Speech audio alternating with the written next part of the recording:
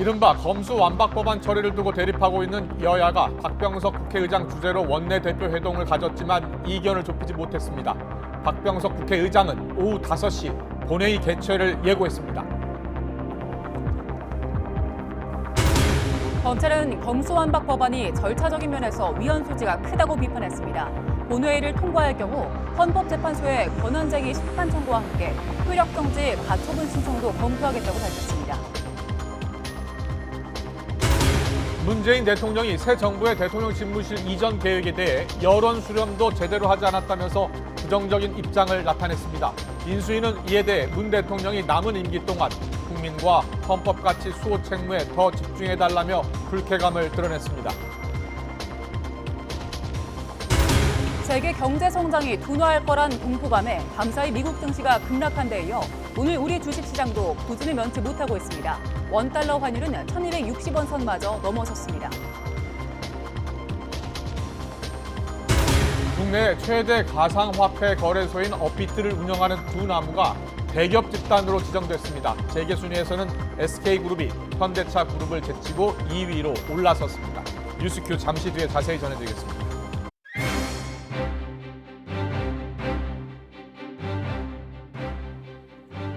시청자 여러분 안녕하십니까? 가장 빠른 종합뉴스 뉴스큐 시작합니다. 이른바 검수완박 법안이 오늘 새벽 국민의힘의 반발 속에 법사위를 통과하면서 여야 충돌 지금 격화하고 있습니다. 이런 가운데 윤석열 당선인이 6월 1일 지방선거 때 국민 투표를 하자라고 제안한 상황입니다. 전국 분석 시간에 자세히 짚어보겠습니다. 민주당 경기지사 후보로 김동연 후보가 확정된 가운데 경쟁자 국민의힘 김은혜 후보와 신경전도 시작됐습니다. 윤석열 정부의 독주를 막겠다고 한 김동연 후보를 잠시 뒤 만나봅니다. 먼저 국회로 가보겠습니다. 민주당은 이른바 검수완박 법안을 본회의에 상정해서 바로 처리하겠다는 입장이고 국민의힘은 반발하고 있습니다.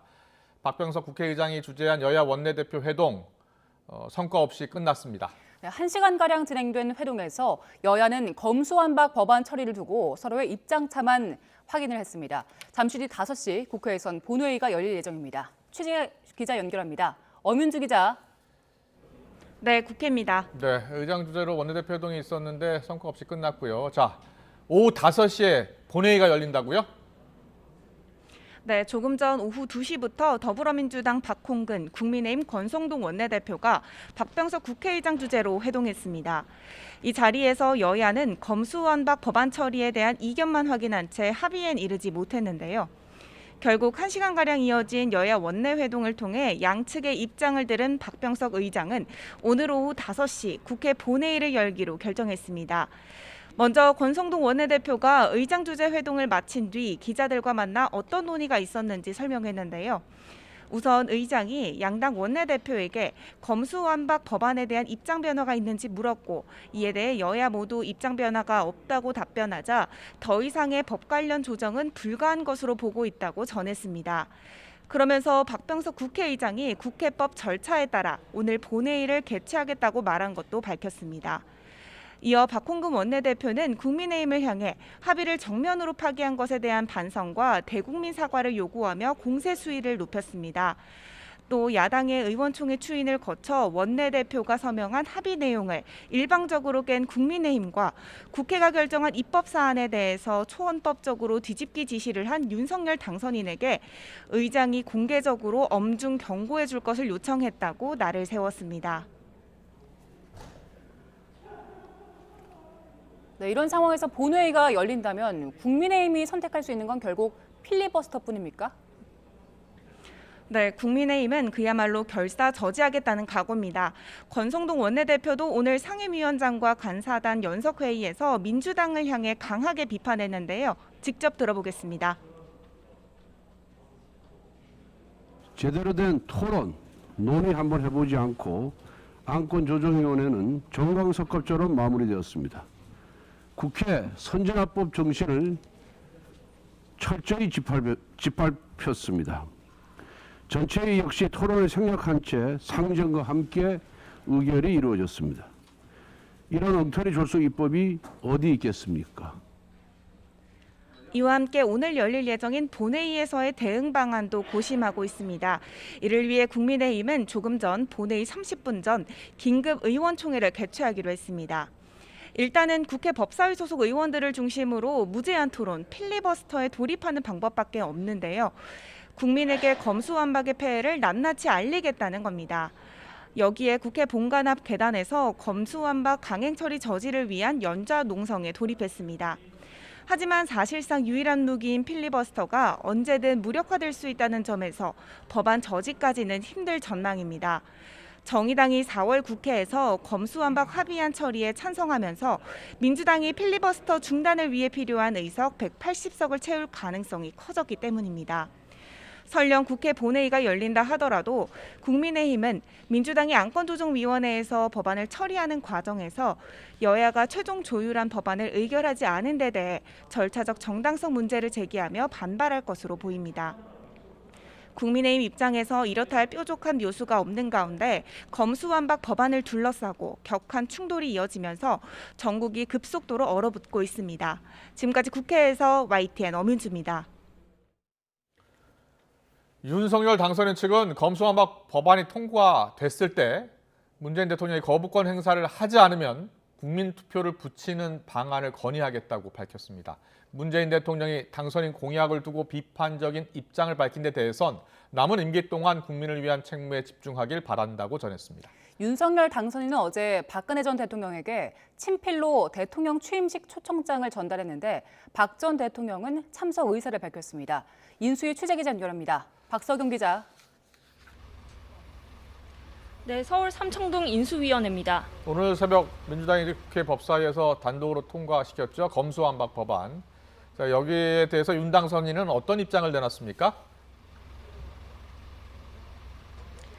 네, 윤 당선인은 오늘 서울 통이동 인수위원회로 출근하면서 기자들과 만나 검수완박 법안 처리에 대해 당에서 알아서 할 일이라고 말했습니다. 오늘 인수위원회에서 많은 발표가 있는 만큼 거기에 좀 더 관심을 가져주길 바란다고 당부했는데요. 직접 들어보겠습니다. 우리 당에서 알아서 할 거고, 그리고 이제 인수위에서 여러 가지 발표들을 많이 할 테니까 거기에 좀 관심을 가져주십시오. 이와 관련해 윤 당선인 측 장제원 비서실장은 조금 전 검수완박 법안이 본회의를 통과할 경우 문재인 대통령이 거부권 행사를 하지 않는다면 국민 투표를 붙이는 안을 당선인에게 건의하겠다고 말했습니다. 장 비서실장은 차기 정부가 탄생했는데도 완전히 무시하고 이런 일을 하는 게 민주주의가 맞느냐며 의회가 독재를 하려 하니 국민 뜻을 물어야 한다고 했습니다. 취임하면 국민 투표에 붙이자고 보고할 생각인데 지방선거 때 함께 치르면 큰 비용이 들지 않을 거라고 덧붙였습니다. 오늘 아침 정례 브리핑에서 배현진 대변인도 정치권에서 서두르지 말고 심도 있게 논의해서 국민이 원하는 답변을 내야 한다고 말했는데요. 당선인이 문재인 대통령에게 거부권 행사를 요청할지에 대해서는 앞으로의 계획을 말씀드리긴 어렵지만 윤 당선인이 이제껏 가져온 생각에는 변함이 없다고 설명했습니다. 어제 문재인 대통령이 방송에 출연해서 윤석열 당선인의 대통령실 이전 그리고 여가부 폐지 공약 등에 대해서 부정적인 입장을 내비쳤습니다. 윤석열 당선인 측 여기에 대해서 어떤 반응 보였습니까? 네, 배현진 대변인은 정례 브리핑에서 문 대통령의 임기가 보름도 남지 않았다는 점을 강조했는데요. 남은 임기 동안 국민과 헌법 가치 수호를 위한 모든 일에 관심을 갖고 또 책무에 집중해 주리라 믿고 부탁드린다고 말했습니다. 그러면서 임기가 며칠 남지 않은 현직 대통령과 임기를 이어받아 대한민국을 만들어야 하는 당선인의 말씀을 일일이 설명할 수는 없다고 덧붙였습니다. 다만 집무실 이전 문제와 관련해서는 당선 직후 문 대통령과 윤 당선인이 만났을 때 대화에서 문 대통령이 집무실 이전 관련 광화문으로 가지 않은 건 잘했다고 생각한다고 했고 그 이외 장소 검토는 언급 않겠다는 취지로 말했다고 설명했습니다. 안철수 인수위원장도 출근길에 기자들과 만나 지난 정권 5년에 대한 평가는 대통령이 하는 게 아니라 국민이 하는 것이고 헌정사상 처음으로 5년 만에 정권 교체가 됐다는 게 국민 평가라고 맞받아쳤습니다. 이어 지금 정부는 다음 정부에 대해 축복해 주는 것이 잘 되기를 바라는 것이 국민을 존중하는 태도라고 강조했습니다. 5월 10일 취임식까지 이제 얼마 남지 않았습니다. 윤 당선인이 취임식에 박근혜 전 대통령을 초청했는데 박 전 대통령이 직접 참석하는 겁니까? 네, 박주선 대통령 취임준비위원장은 어제 박근혜 전 대통령 사저를 방문했습니다. 이곳에서 박주선 위원장은 박 전 대통령에게 윤 당선인의 친필이 담긴 친전과 또 취임식 초청장을 전달했습니다. 회동은 유영하 변호사가 배석한 가운데 2시부터 20분 정도 진행됐는데요. 박 전 대통령은 위원장께서 먼 길을 찾아오시고 당선인께서 친필로 초청 의사를 밝혀주셔서 감사하다고 말했습니다.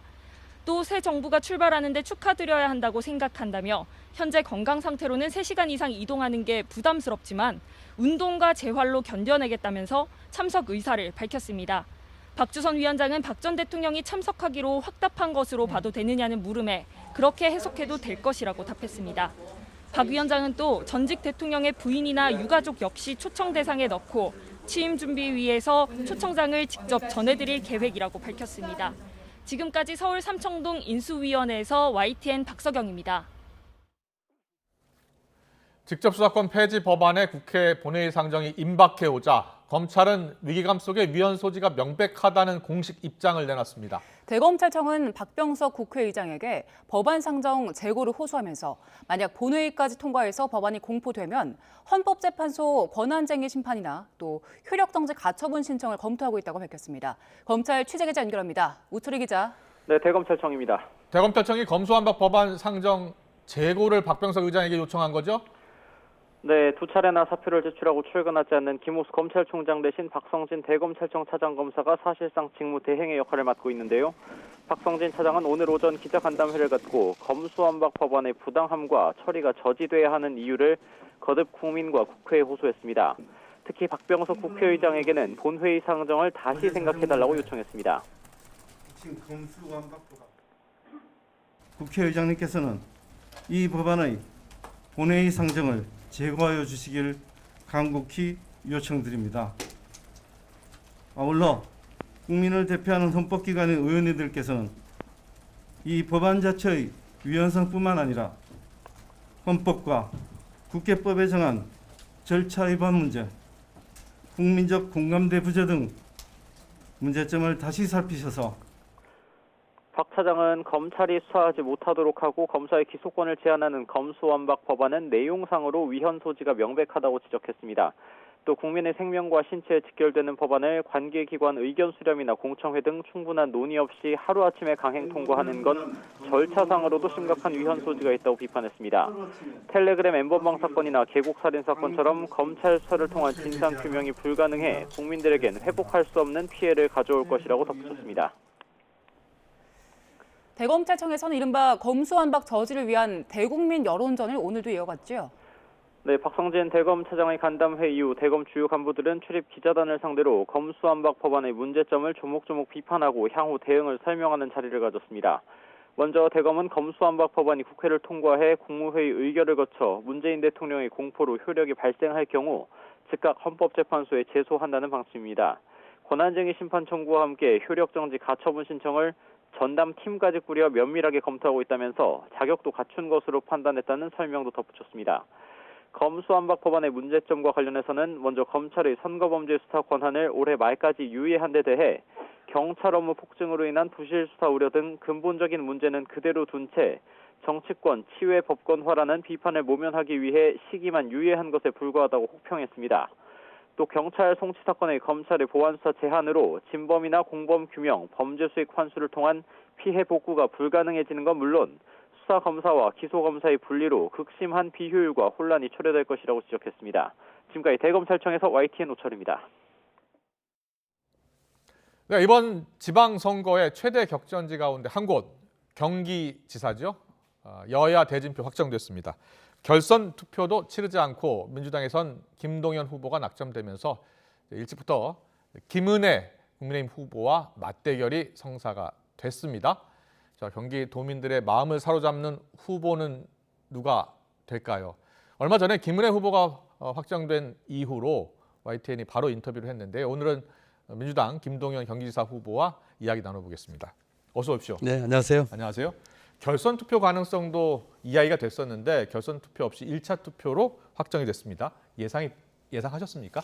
아니요, 예상하지 못했습니다. 예. 세 분 후보들이 전부 다 훌륭하신 분들이고 경륜이 뛰어나신 분들이기 때문에 결선까지 갈 수도 있겠다 생각을 했는데 아마 경기도지사 선거를 꼭 이겨달라는 당원들과 또 많은 시민분들의 이 열망이 모아져서 예. 제가 운 좋게 이렇게 1차에서 통과한 것 같습니다. 그렇군요.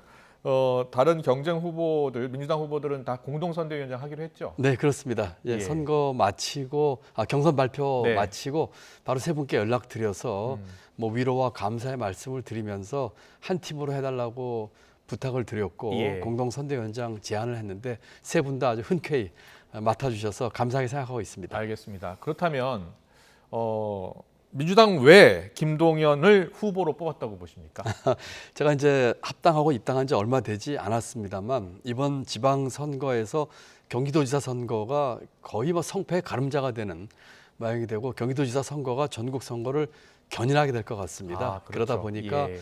아마 이제 그 당원들이나 또는 투표에 참여하신 그 시민분들께서 경기도지사의 가장 경쟁력 있는 후보에게 이렇게 표를 몰아준 게 아닌가, 꼭 이기라는 열망의 표현이라고 생각합니다.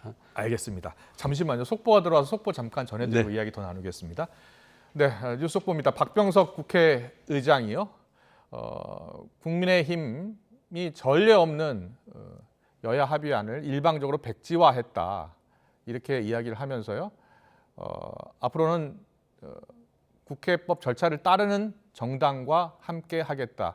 본회의에 이 합의안을 바로 상정할 것으로 보입니다. 재논의 끝에 보완한 법안 관련해서도 이야기를 했고요. 오늘 본회의에서 검수완박 법안 처리가 될 것으로 보입니다. 일단 국민의힘이 강력히 반발하고 있고요. 무제한 토론 필리버스터를 신청할 것으로 보이는데 지금 정의당도 민주당과 함께 그 합의안을 처리하기로 했기 때문에 필리버스터도 쉽게 종료가 될 것으로 예상이 되고 있습니다. 따라서 박병석 의장이 검수완박 법안 처리를 시사했기 때문에 오늘 법안이 처리될 가능성이 커졌습니다. 네, 좀 더 자세한 소식은 들어오는 대로 또 전해드리겠습니다. 네, 속보 전해드렸는데요. 네. 검수완박 법안 처리 때문에 네. 지금 여야가 강하게 충돌하고 있습니다. 이거 잠깐 여쭤볼까요? 어떻게 지금 보고 계세요? 지금 뭐 검찰의 이 수사권, 기소권 분리를 포함한 네. 검찰 개혁은 뭐 반드시 해야 될 일이라고 생각을 합니다. 네. 뭐 이와 같은 수사권, 기소권 분리뿐만 아니라 뭐 검찰의 인사권 독립이라든지 또는 전관 예우 근절 이런 것도 네. 같이 이루어져야 된다고 생각합니다. 얼마 예, 전에 예. 원내대표 간에 합의가 됐는데 이것을 그 번복하는 모양이 됐습니다. 예, 예. 어떤 이유에서든지 그게 뭐 당선자의 생각인지 또는 법무부 장관 내정자의 우려 전화 때문인지 몰라도 그러면서 이 합의가 번복됨으로써 예. 그 당내 민주주의도 좀 제대로 안 되고 있다. 예. 그런 측면에서 깊은 우려를 갖고 있습니다. 네, 그럼 박병석 의장의 본회의 상정 결정, 사실상 본회의 상정할 것으로 보이는데요. 잘했다고 보십니까? 지금 일단 법사위에서 통과된 안이 네. 그 지난번 그 정당 간에 합의된 안을 통과한 예. 것으로 알고 있습니다. 그것을 번복한 것이기 때문에 예. 합의안을 번복한 측에 이 규칙 사유가 더 있지 않나 생각을 하고 이 검찰 개혁이 가야 될 길은 가야 되겠다 이렇게 생각을 합니다. 네, 알겠습니다. 이번에 후보로 확정돼서 여러 가지 여쭤볼 게 많은데 좀 더 이야기 나누겠습니다. 확정된 이후에요. 이재명 지금 고문이시죠? 상임고문과 통화를 했다고 들었습니다. 네, 통화했습니다. 통화해서 이제 결과 나온 뒤니까 이제 그 전에 경선 과정에서는 아무래도 이제 뭐 좀 부담스러운 게 아니겠습니까? 결정된 데 통화를 했는데 축하 말씀해 주셨고 네. 또 지난번에 대선 과정에서 함께 합의했던 가치 연대에 대한 추진 방안 얘기를 했고 저는 또 이 고문께서 그 여러 가지 사정이 허락되는 범위 내에서 이제 공식 당 후보가 됐으니까 좀 도와달라는 부탁 말씀도 드렸고 흔쾌히 또 그렇게 하시겠다는 어떻게 답을 들었습니다. 도와주시겠다고 하시던가요? 뭐 그런 얘기까지 자세하지는 않았고요. 아무래도 네. 지금 바깥 그 외출을 안 하고 이제 안에 계시는 걸 알고 있기 때문에 상황에 맞게 이렇게 지원을 할 것을 기대하고 있습니다. 알겠습니다. 국민의힘 경기지사 후보는 김은혜 후보가 유승민 후보를 누르고 됐잖아요. 자, 김은혜 후보에 대해서 어떻게 평가하세요? 네. 유승민 후보가 되셨더라면은 경기도의 앞날과 또 도민의 삶의 질 향상을 위해서 경제 전문가로서 생산적인 토론이 될 것으로 기대했는데 네. 김은혜 후보가 올라오셨습니다. 뭐 누구누구의 입 또는 표적 공천 뭐 이런 얘기를 듣고 계신 거로 알고 있는데 아마 이 국정 운영의 경험이나 또 도정의 경험 또는 여러 가지 공약을 내세우지만 그와 같은 일을 처리할 수 있는 일머리는 조금 부족하지 않은가 하는 생각이 들어서 네. 이 경기도지사로서 일꾼을 뽑는 선거가 아니라 예. 이 정쟁이나 정치 공방으로 좀 이렇게 가게 되는 모양으로 끌고 가지 않을까 싶은 게 조금 우려가 됩니다. 네, 그렇군요. 윤석열 대변인이냐, 경기도 대변인이냐, 과거냐, 미래냐 이렇게 이야기를 하셨습니다. 그렇습니다. 예. 예, 경기지사 선거를 이제 미니 대선이라고 많이들 표현하잖아요. 뭐 윤심 대 명심 이런 이야기들 나오는데 이런 이야기가 나오는 것에 대해서는 어떻게 생각하세요? 저는 뭐 조금 마음에 들지는 않습니다. 네. 솔직히 말씀드려서 경기도지사 선거는 경기도의 일꾼을 뽑는 선거입니다. 그리고 경기도정을 책임지고 경기도민의 삶의 질을 올릴 수 있는 비전과 일머리를 갖고 있는 사람을 뽑는 것이지 예. 이게 뭐 정쟁으로 흘러서 뭐 대선의 연장에 내리키 가는 거는 바람직하지 않다고 생각을 합니다만 네. 지금의 이제 당선자나 인수위의 이 앞으로의 이 어떤 독선과 폭주와 예. 관련해서 또 그런 얘기가 나온다면 예. 아주 정면으로 돌파해야 된다 이렇게 생각을 하고 있습니다. 예, 일머리 이야기 좀 하셨으니까 경기도 저번에 이제 출연하셨을 때 경기도의 가장 큰 과제가 무엇이냐 이렇게 제가 여쭤봤더니 교통과 주거 문제다 이런 말씀해 주셨거든요. 어떤 해결책을 지금 갖고 도민의 선택을 지금 네. 기대하십니까? 지금 크게 세 가지 현안을 가장 중요하게 생각하고 있는데 예. 지금 앵커께서 말씀하신 것처럼 교통 문제, 주거 문제, 그다음에 네. 민생 문제라고 생각을 합니다.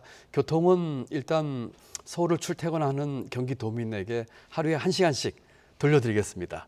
예. 지하철보다 3배 빠른 GTX의 차질 없는 건설과 연장을 통해서 더 많은 시간을 쓸 수 있도록 하겠고 내 네. 집 앞, 내 동네에서 학교와 또 직장을 다닐 수 있도록 여러 가지 도시 환경을 변화시키겠습니다. 네. 주거는 지금 제1기 신도시 또 제3기 신도시 문제가 있습니다. 1기 신도시는 노화가 심하기 때문에 네. 재건축과 리모델링을 통해서 새로운 개발할 생각이 있고요. 3기 신도시는 교육과 교통의 인프라를 깔아서 네. 앞으로 개발하는 데 차질 없도록 하겠고 맞춤형 주택 공급으로 1가구 1주택의 꿈을 실현시키도록 하겠습니다. 네, 일가구 1주택의 꿈 실현. 네, 예, 그렇습니다. 알겠습니다.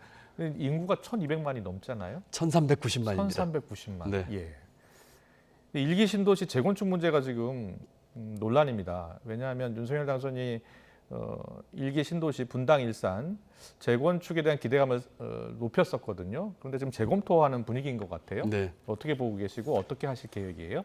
지금 1기 신도시가 이제 5개 도시에 있고 네. 30만 호에 가깝습니다. 워낙 노화가 심해져서 그쪽 주민들의 이제 삶의 질이 많이 위협받고 있죠. 지난번 대선 과정에서 당선자도 공약을 했는데 이번 인수위에서 그것을 이렇게 좀 보류 내지는 좀 주춤하는 그런 움직임이 있어서 네. 공약의 파기 내지는 국민과의 약속을 어기는 게 아닌가 하는 생각을 하게 됩니다. 네. 저는 1기 신도시의 그 재건축과 또 리모델링을 신속하게 추진하겠습니다. 윤 정부가 계속 반대를 만약에 한다면 어떻게 하실 생각이에요?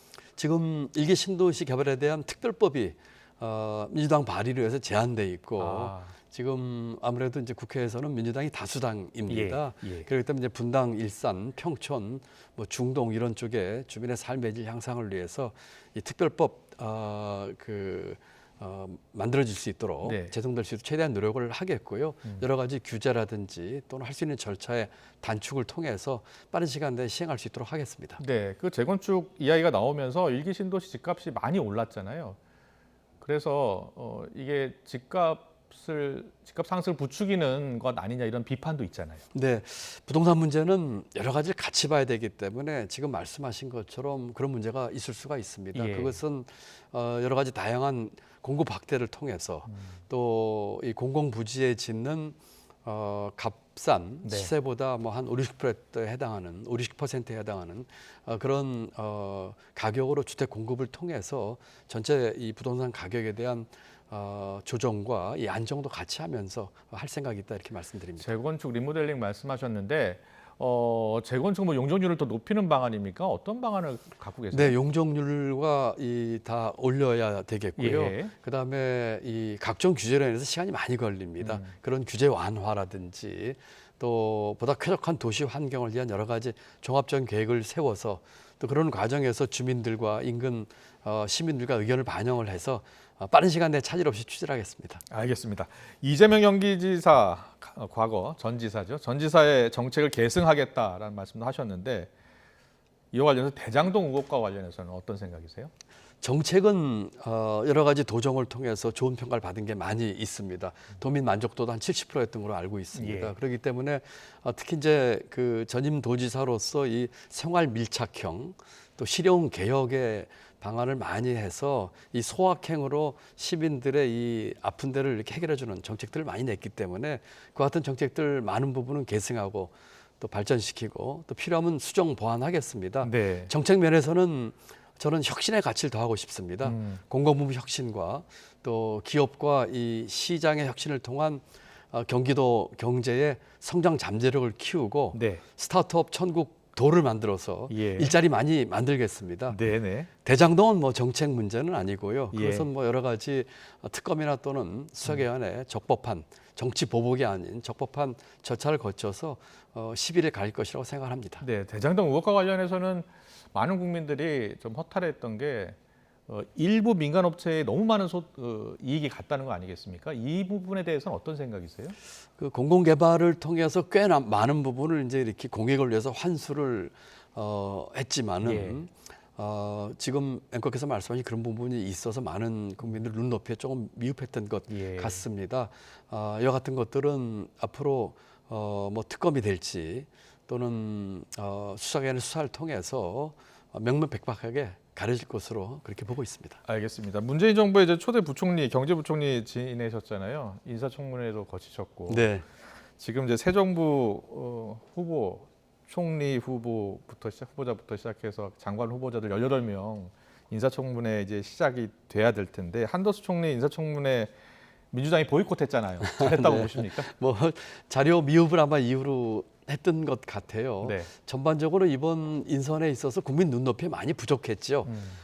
우선 여러 가지 그 아빠 찬스, 엄마 찬스, 또 셀프 찬스 네. 이런 것도 있었고 또 무엇보다 이제 그 전관 예우에 대해서 국민들 보시기에 정말 바람직하지 않은 모습이 많이 나왔고 예. 또 일부 내정자는 이제 그 과연 역량이 되시는 분이냐 이런 문제 나왔습니다. 저는 부총리하면서 인사청문회를 겪었던 사람으로서 제 경험에 비춰봤을 적에도 네. 많은 분이 좀 미흡했다. 그리고 이와 같은 것들은 아마도 이 기득권의 그 실력주의 네. 또 전관예우 이런 것들이 너무 많이 작용을 해서 국민들께 실망을 끼쳐드리고 눈높이에 맞지 않았다. 개별적인 청문회를 통해서 이런 것들은 명백하게 좀 검증이 되고 또 국민들 눈높이에 맞는 잣대에서 평가를 받아야 된다 이렇게 생각합니다. 그렇군요.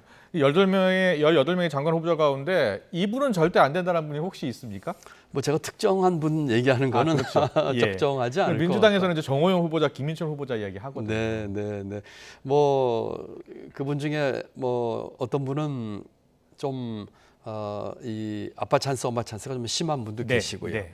또 총리 지명자를 포함해서는 전관 예우에 대한 얘기가 많고요. 네. 또 경제부처 그 내정자들의 경우는 뭐 제가 다 잘 아는 분이긴 합니다만 전체 경제 정책의 방향이 다시 신자유주의로 회귀하는 게 아니냐 하는 그런 우려를 나타내게 합니다. 지금 네. 양극화가 심해지고 앞으로 이 경제 상황이 상당히 이 긴축해야 되는 상황이 될 텐데 신자유주의로 나가면서 이 시장 만능주의로 갈 수 있는 게 있어서 조금 걱정이 됩니다. 네. 이 정호영 후보자나 김민철 후보자 지금 아빠 찬스, 엄마 찬스 이야기가 계속 되고 있는데요. 조국 전 장관 자녀의 아빠 찬스와는 다르다는 게 국민의힘 주장이거든요. 네. 국민의힘 주장에 대해서는 어떻게 보세요? 글쎄요, 뭐가 다를지를 얘기는 잘 모르겠습니다만 얼마 전에 또 조국 전 장관은 또 사과를 했던 것으로 예. 알고 있습니다. 저는 저는 장관 그만두고 부총리 그만두고 저에게 왔던 모든 전관 예우에 해당하는 제의를 다 거절해서 일체의 것을 다 거절했습니다. 예. 여러 가지 경제적인 정말 장관 월급에 10배, 20배 주겠다는 것도 거절했고 사회에서도 하나도 안 맡은 그런 입장에서 보면 사회에서를 하나도 안 맡으셨어요? 네, 저는 하나도 안 했습니다. 예. 일체의 그 고위 공직을 그만둔 뒤에 어떤 새로운 잡을 구하지 않았기 때문에 또 그것이 국민들에 대한 그 전직 고위 관료로서의 금도라고 생각을 했습니다. 네. 그렇기 때문에 이번 기회에 이와 같은 전관 예우를 근절할 수 있는 제도적인 장치를 만들었으면 좋겠고 아까 말씀드린 아빠 찬스, 엄마 찬스나 이런 것들은 전수조사를 좀 한번 해서 우리 국민들께 아주 그 뭐라고 할까요? 투명하게 좀 보여주면 어땠을까? 그리고 뭐 법을 만들었어도 이 전관 예우에 대한 근절책을 이번 기회에 만들었으면 어떨까 하는 생각을 해봅니다. 이와 관련해서 오늘 박지원 비대위원장이요, 민주당 비대위원장이 대학 교수만이라도 자녀들에 대한 그 대학 입학, 네. 편입, 의전원 편입 관련해서 전수조사를 한번 하자라는 제안을 했거든요. 만약에 경기도지사가 되신다면 경기도에 있는 모든 학교의 대학 교수에 관련해서 자녀 아빠 찬스, 엄마 찬스가 있는지 여부 전수조사 하실 계획 있습니까? 뭐 대학의 뭐 교원의 자녀들에 대해서 조사할 수 있는 권한이 경기도지사에 있지는 않을 거예요. 그렇지만 박 비대위원장의 한 취지에는 적극 공감을 합니다. 저는 만약에 도민의 선택을 받는다면 공공부문 개혁을 우선적으로 할 생각이거든요. 만약에 우리 공직자들 중에서 그와 같은 식으로 그 아빠 찬스나 엄마 찬스 또는 셀프 찬스는 정말 엄중히 보고 싶고요. 또 퇴직한 공직자나 공공부문에 있는 분들의 이 전관 예우는 근절하는 방안을 우선 경기도에서부터라도 좀 만들면 어떨까 하는 생각을 해봅니다. 알겠습니다. 그리고요, 그 경기지사 민주당 후보 토론회 때 정경심 교수 사면 이야기가 나왔는데 유일하게 즉답을 피하셨어요. 왜 즉답을 피하신 겁니까? 즉답을 피했다기보다도 그 이제 질문하신 그 저희 후보께서 뭐 이게 맞냐 틀리냐로 이렇게 단답형으로 여쭤보셨어요. 그랬군요. 그런데 저는 그와 같은 질문이 경기도지사 경선 토론에서 과연 맞는 질문이냐 그런 식으로 얘기를 했던 것이지요. 그리고 그와 같은 질문은 yes, no를 이렇게 대답할 수 있는 성격이 아니거든요. 제가 한번 여쭤볼게요. 정경심 교수의 사면이 필요하다라고 생각하십니까?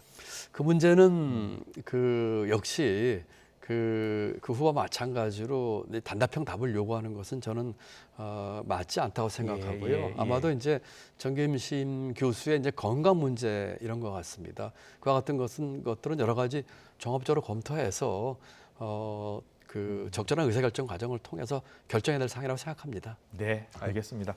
자, 마지막으로요. 이제부터 선거에 바쁘게 임하셔야 할 텐데 끝으로 경기지사 후보로서 유권자들에게 한 말씀 부탁드리겠습니다. 네, 감사합니다. 네, 경기도민 여러분 감사합니다.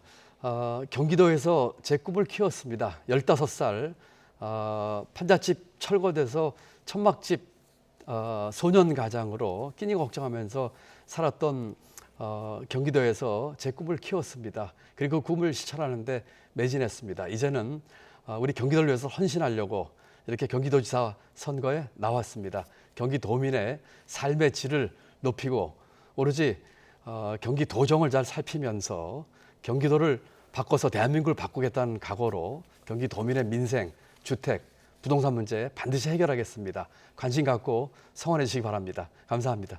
네, 잘 들었습니다. 네, 지금까지 김동연 더불어민주당 경기지사 후보와 함께했습니다. 감사합니다. 고맙습니다.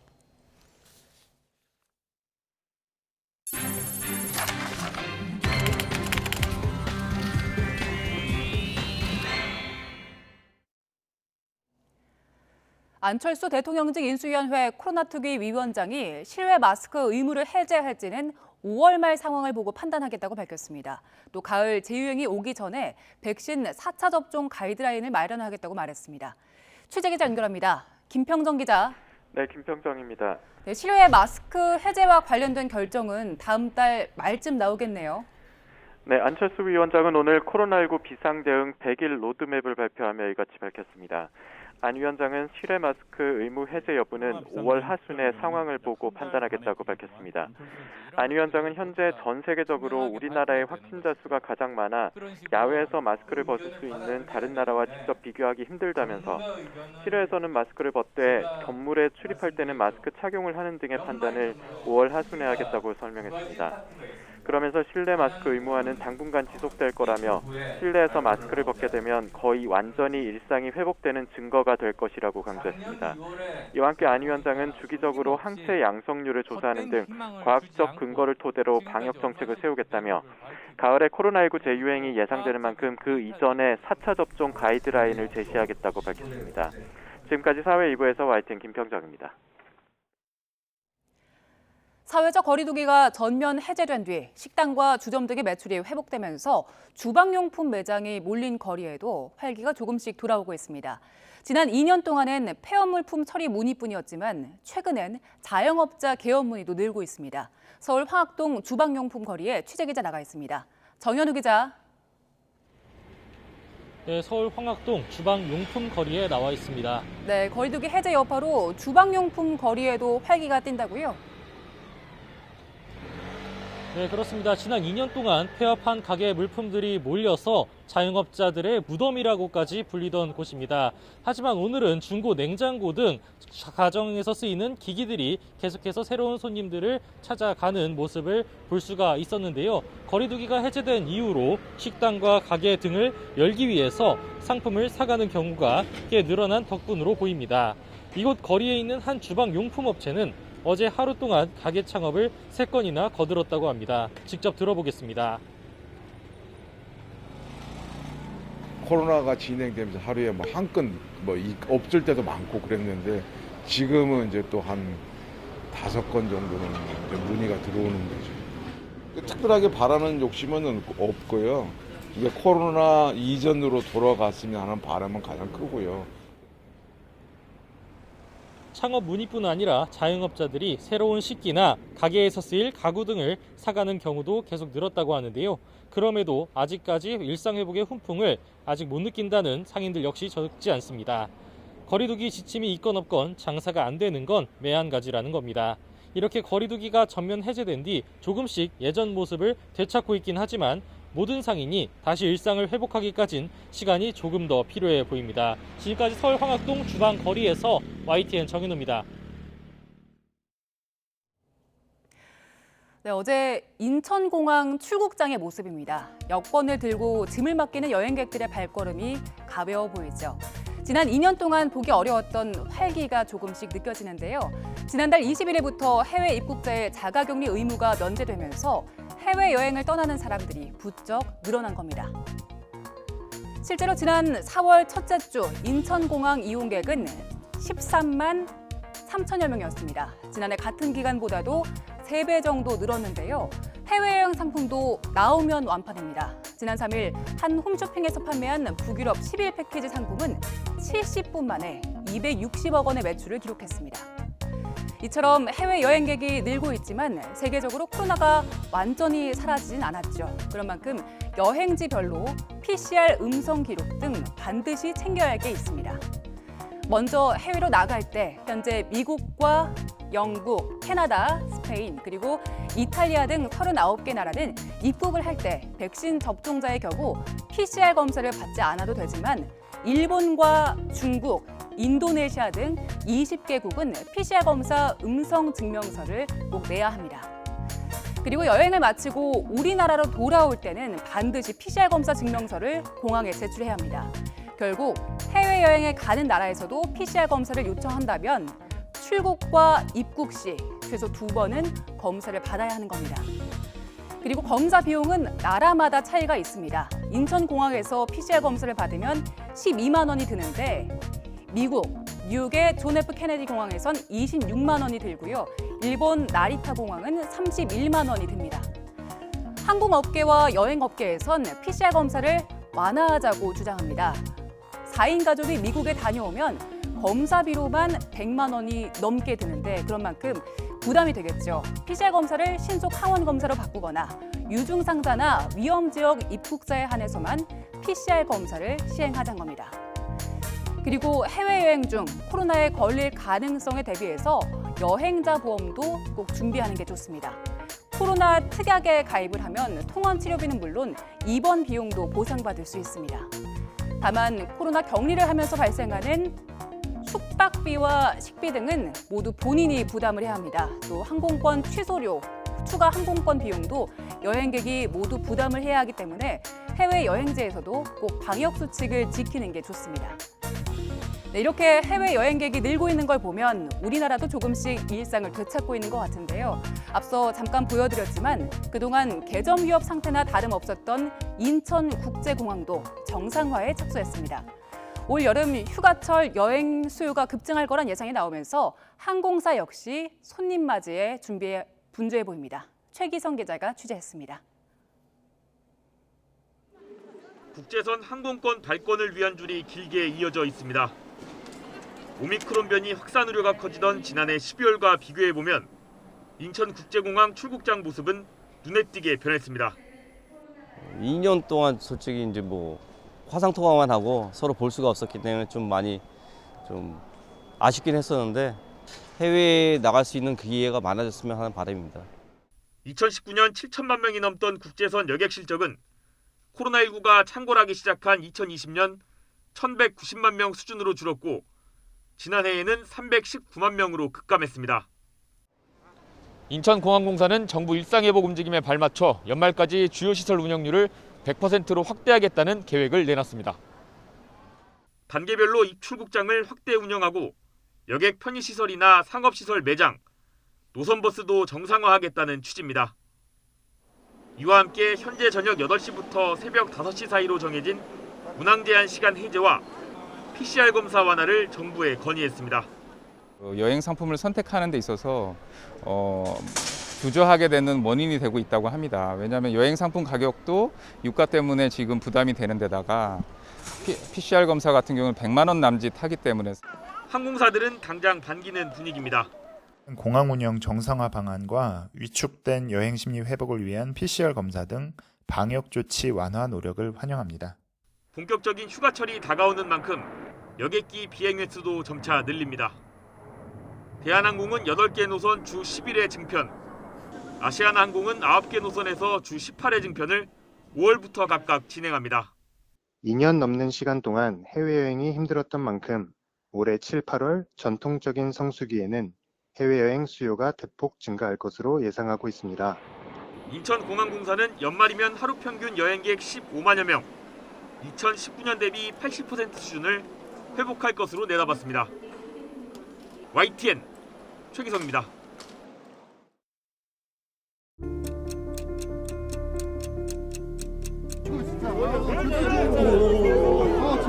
진짜 여러분 들어오십시오.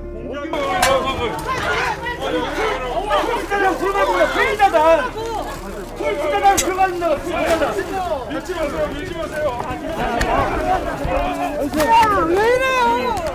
왜 이러세요? 폭력 쓰지 마세요. 찬성하시는 의원님 기립해 주시기 바랍니다. 네, 모두 11분이 찬성하셨으므로 통과됐음을 선포합니다.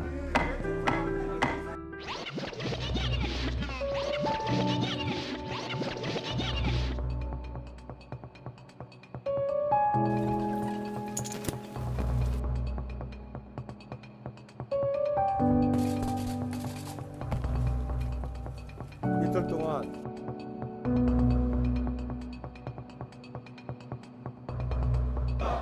국민도 반대한다.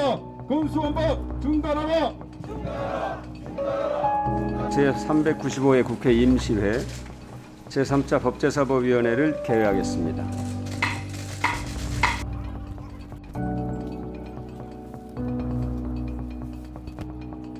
왜 간사간의 안건조정위원회 구성과 관련해서 협의해 주시기 바랍니다. 됐습니다. 자, 정회를 선포합니다.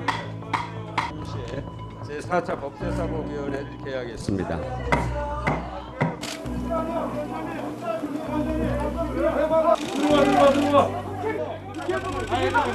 아니 왜 나오신 거예요? 왜 나오신 거예요? 왜 그래? 왜 이러세요 진짜? 안 됐잖아요. 그런데 이 의사진행하고 있었습니까? 그러면 방역의 역습을 의사진행하고 있었습니까? 뭐 하시는?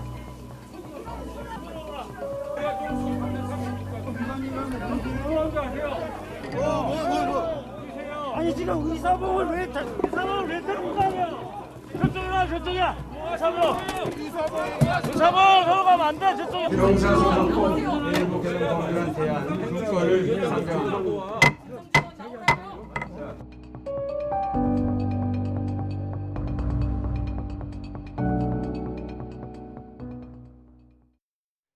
네, 시청자 여러분 어떻게 보셨습니까? 오늘 새벽 우리 국회 법사위 모습 보셨습니다.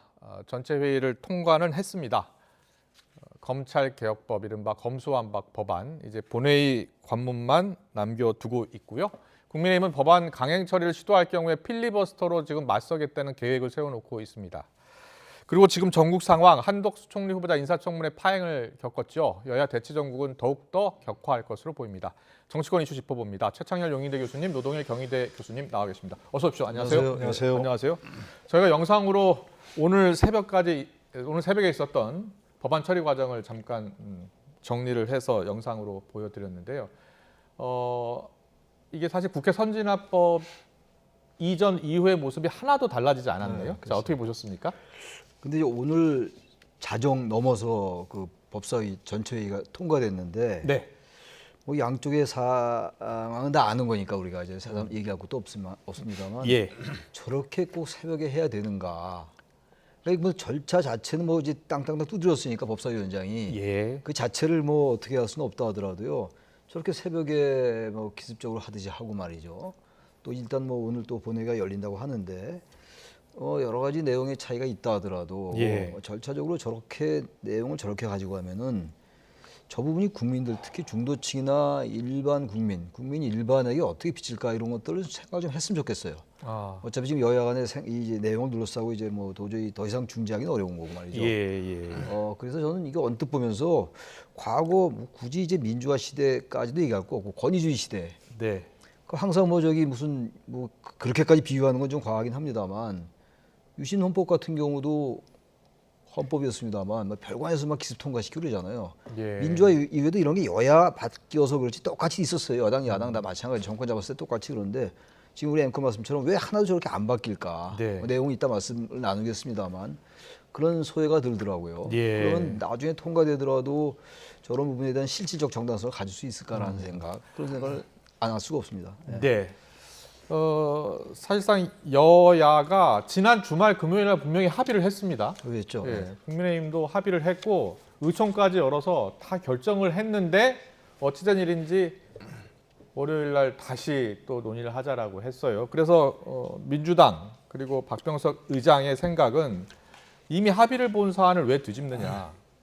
그래서 중재안을 수용한 정당과 국회 운영을 하겠다. 그래서 5시부터 본회의를 열겠다는 겁니다. 자, 국민의힘의 이 대응에 대해서는 어떻게 보셨어요? 좀 전에 말씀하신 대로 이런 모습, 그야말로 이제 법안 소위를 열었고, 법원 심사 소위를 열었고, 네. 그다음에 또 안건 조정위원회를 거쳤고, 법사위 전체 통과했고, 그러니까 형식적 절차는 뭐 문제 없이 다 밟았던 거죠. 예. 그러나 그런 그 여러 가지 절차를 둔 취지는 다 위반한 거죠. 안건 조정위원회 같은 것은 지금 최장 90일까지 논의하라는 거거든요. 그렇죠. 여야가 이견이 있을 때 충분히 논의하라는 얘기인데 소수 정당의 의견을 듣고 예. 숙려기간 90일까지 가져보자라는 거죠. 그렇죠. 예. 그러니까 최장 90일까지는 아니어도 예. 뭐 적어도 그런 구성의 정당성 그리고 그걸 안건을 논의하는 시간은 충분히 가졌어야 되는데 네. 다 아시다시피 이른바 뭐 위장 탈당을 해가지고 사실상 민주당 소속인 민영배 의원을 무소속이라고 해가지고 여야가 3대3 동수로 되게 돼 있는 그 절차를 무력화시켰고 예. 그리고 그거 기간 동안을 8분 만에 통과시켰다는 거 아니겠습니까? 예. 이렇게 하는 것은 정말 그 어떤 형식적 적법 절차는 밟았지만 실질적 적법 절차는 위배된 그런 내용이죠. 그러나 지금 말씀하신 대로 이미 여야가 합의해가지고 박홍근, 권성동, 박병석 뭐 경칭을 생략하더라도 예. 이 부분이 다 사인한 서명한 것들 들고 국민 앞에서 다 우리 이렇게 합의했습니다라고 했어요. 그런데 그걸 국민의힘이 다 파기하고 다시 논의합시다. 이러면 중재안이라는 게 의미가 없는 거죠. 네. 서명까지 하고 국민 앞에 펼치던 벌써 다 공포한 건데. 그러니까 민주당이 저렇게 절차적 적법 절차만 하고 실질적 적법 절차는 충족하지 못했다 하더라도 국민의 입장에서 야당 입장에서 그걸 어떻게 비난하겠습니까? 이런 빌미를 준 건 본인들이고 네. 그래서 완전히 명분도 실리도 잃어버린 그런 전략적 대실수이고 이건 정말 뭐 여당을 비난할 수가 없는 거죠. 네. 민주당은 여야 합의라는 절차적 정당성을 다 밟았고 오히려 오늘 새벽에 있었던 그 국민의힘의 방해 행위에 대해서 사법 처리도 요구하겠다라는 입장이에요. 뭐 과거 패스트트랙 때도 많이 나왔던 얘기들이에요. 그러니까 그거는 뭐 부차적인 문제라고 생각합니다. 네. 그러니까 지금 여러 가지 이 문제에서 부차적인 문제가 오히려 이제 본질로 대도 될 거예요. 앞으로 이제 또 사법적 절차를 또 검찰로 가져가고 이럴 텐데 저도 그 말씀 좀 드려야 될 게 국민의힘이 왜 지난번에 그 합의했는지 이해가 안 가요. 그렇게 검수완박에 대해서 반대했던 정당이 왜 그렇게 덜컹 합의했는가. 그게 일단 지금도 의문이 안 풀리고 있고 그럼 끝까지 가든가. 그러다가 사흘 만인가 다시 재논의하자라고 사실상 합의를 파기했거든요. 네. 그러다 보니까 아까 노 교수님 말씀처럼 실명문 다 잃고 이젠 민주당의 이제 명분이 오히려 생긴 거예요. 어쨌든 국회의장 앞에서 합의했던 거 아니냐. 우리 그대로 간다. 게다가 선거 문제는 올해 말까지 더 유의하기로 했으니까 그때보다 우리는 더 국민의힘의 편을 들어준 거다. 물론 정의당이 제안을 수용한 것 같긴 합니다만 그렇기 때문에 국민의힘이 지금 뭐라고 해도 할 말이 없게 됐어요. 상황 자체가. 지금 이 과정에서 윤석열 당선인 측의 장제원 비서실장은요. 문 대통령을 향해서 거부권 행사를 지금 요구하고요. 만약에 거부권 행사를 하지 않으면 윤 당선인에게 건의를 하겠다. 국민투표를 건의하겠다. 이렇게 이야기했거든요. 가능한 겁니까?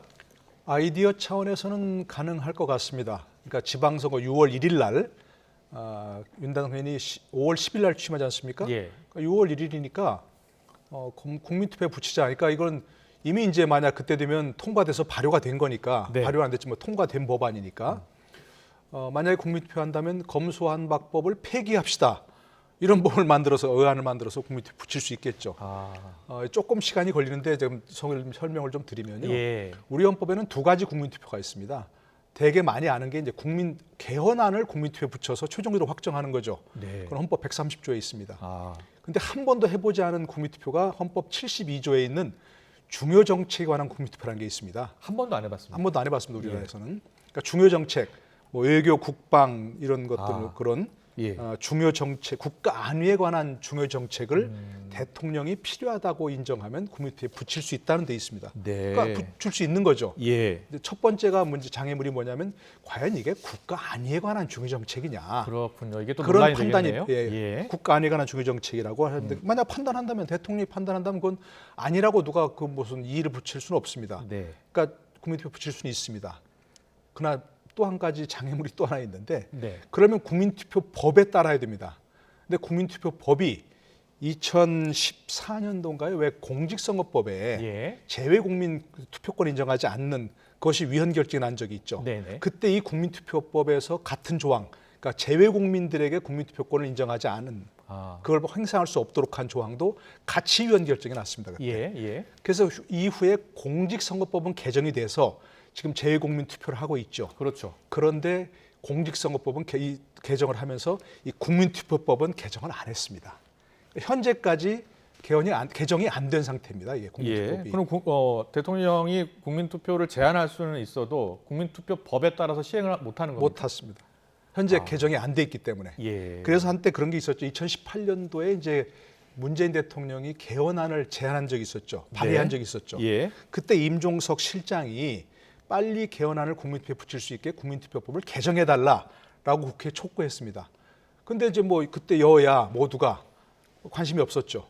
그때 개정을 했으면 지금이라도 국민투표 붙일 수 있는데 그때 개정을 안 했기 때문에 만약에 6월 1일 국민투표를 하려면 국민투표법을 지금 개정해야 됩니다.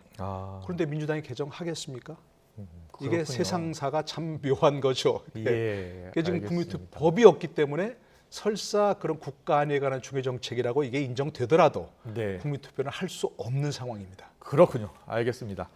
자, 국민의힘이 지금 할 수 있는 것은 최대한 막아보겠다는 건데 무제한 토론, 필리버스터를 통해서 시간을 좀 끌겠다는 겁니다. 자, 그런데요. 필리버스터 강제 종결의 키를 쥔 이 배진교 정의당 원내대표는 다른 이야기를 했습니다. 목소리 듣고 오겠습니다. 필리버스터라고 하는 것은 이제 소수 정당들이 반론권을 행사하는 건데 국민의힘이 어쨌든 합의안을 타기했고 정의당 입장이 4월 처리 입장인 만큼 필요하다고 한다면 이제는 고민할 수밖에 없는 상황이지 않나라고 하는 게 이제 저 개인적인 생각이고 오늘 의총에서 이런 문제들을 좀 다루게 될 것 같습니다. 네, 지금 들으신 것처럼 원래 정의당은 이 검수완박 법안을 너무 급하게 할 필요 없다라는 입장이었는데 지난 주말에 여야 다 모여서 합의를 했기 때문에 합의안을 또 존중하자는 입장 아니겠습니까? 자, 필리버스터를 만약에 한다면 언제까지 할 것으로 보이고 법안은 언제쯤 통과할 것으로 보입니까? 필리버스터는 이제 3분의 1의 네. 의석이 이제 요구하면 할 수 있어요. 예. 근데 이제 5분의 3, 180석의 의석 가지고 네. 종결을 이제 요구하면 종결될 수밖에 없어요. 그렇다면서요? 현재 예. 민주당이 111석이고 예. 정의당이 6석이고 이제 그 민주당에서 탈당한 의원도 몇 명 있어요. 예. 그래서 딱 이제 그걸 다 맞춰 보면은 180석이 딱 되긴 됩니다. 근데 180석이 딱 되긴 되는데 지금 뭐 이제 보도에 의하면 코로나에 확진된 분도 몇 분 있나 봐요. 이제 본인이 참석 못할 수도 있고 또 이게 무기명 투표를 하기 때문에 민주당 내에서도 검수완박을 왜 이렇게 조급하게 하냐라는 것에 대한 이의가 있는 의원이 저는 있다고 생각해요. 아, 그렇군요. 있을 가능성이 높아요. 그럼 제가 볼 때는 180석을 채우기는 굉장히 어려울 것 같아요. 물론 네. 이제 뭐 다 합치면 185석까지 된다고 얘기하는데 아무튼 그렇기 때문에 180석이 안 될 확률이 높기 때문에 필리버스터를 종료시키기 어려울 것 같고 그렇다면 필리버스터를 해야죠. 하는데 이제 오늘 본회의에서 상정을 하는지 아닌지 모르겠어요. 박병석 의장이. 근데 아무튼 필리버스터를 종료하더라도 하루가 지난 다음에 종료 투표를 할 수가 있거든요. 또 하루가 지난 다음에 그 다음날 또 표결에 들어가요. 이 법안 표결을. 근데 법안이 두 개 아닙니까? 검찰청법 개정안이 있고 형사소송법 개정안이 있어요. 그러니까 이제 빠르게 막 그렇게 종결을 시키고 이제 180석이 된다면 이틀 내에 할 수 있으니까 그렇다면 이제 오늘 만약 한다면 29일 날 될 수도 있긴 있어요. 근데 그 안에 상당히 변수가 있을 것 같아서 회기가 다음 달 4일이 끝나는 거거든요. 어쨌든 간에 오늘이나 내일 이제 상정해서 적어도 만약에 하려고 마음 먹고 이제 박병석 의장이 중지안에 합의한 정당이 어쨌든 민주당이니까 민주당의 의사를 따른다고 해서 상정을 한다면 제가 보기엔 아마 4월 말까지 그리고 늦어도 그날 주말이 껴 있으니까 5월 2, 3일까지 통과될 수 있을 것 같아요. 그렇군요. 네. 이게 본회의를 일단 5시에 오후 5시 그러니까 잠시 뒤 약 13분 뒤에 이제 본회의 개의되고 법안이 이제 상정이 될 것 같은데 국민의힘이 필리버스터를 요구할 경우에 또 바로 또 중단시키면 또 여론도 악화될 수 있잖아요. 어떻게 전망하세요? 자꾸 이제 그 필리버스터라고 얘기하시는데요. 저는 이 용어가 마음에 안 듭니다. 공식 용어가 아니고요, 우리나라는. 미국은 이게 공식 용어인데 필리버스터라고. 우리나라는 이제 무제한 토론이라고 되어 있습니다. 이게 물론 이제 미국 상원의 필리버스터를 이제 그 본따 가지고 만든 제도인데 우리나라는 참 잘 돼 있습니다. 제가 보기에는 굉장히 잘 돼 있고 국 선진화법 때문에 들어온 건데 우리나라 말 그대로 무제한 토론하라는 거예요. 미국의 필리버스터는 결국 그냥 아무 얘기나 하면서 뭐 성경책 읽어도 되고 요리책 읽어도 되고 의사 진행을 방해하는 겁니다. 의사 진행을 방해하는 건데 아무 얘기나 해도 되고 그냥 그냥 단상만 점거하면 되니까.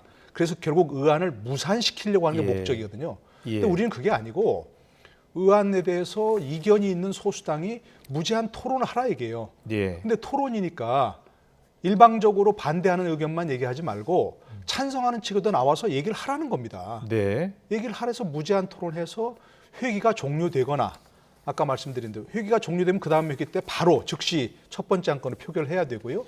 그리고 아까 얘기하신 대로 제적 5분의 3이 동의하면 종결시킬 수도 있습니다. 종결시킬 수 있으니까 그렇게 해서 의안 처리가 무산되게 하지 말고 그 의안에 대해서 이견이 있으면 찬성 반대 의견들이 충분히 표출될 수 있도록 그래서 국민이 그걸 보고 판단할 수 있도록 무제한으로 토론하라는 얘기입니다. 그러니까 저는 이 사항 뭐에서 좀 국민의힘이 뭐 무제한 토론을 이제 신청하겠으니까 제적 3분의 1이면 되니까요.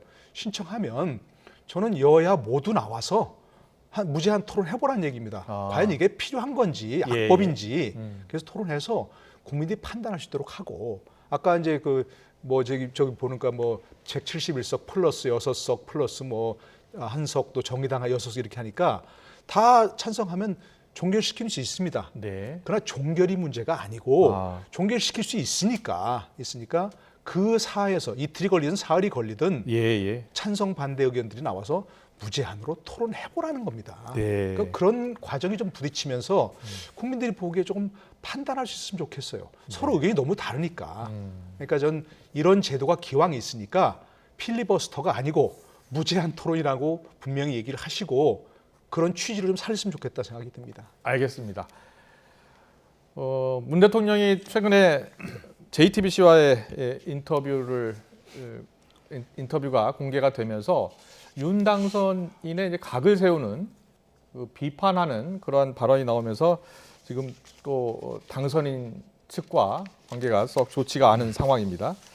윤 당선인을 향해 마음에 담아있던 이야기, 작심 발언을 한 것으로 이렇게 보이는데요. 자, 어떤 이야기를 했는지 듣고 이야기 나누겠습니다.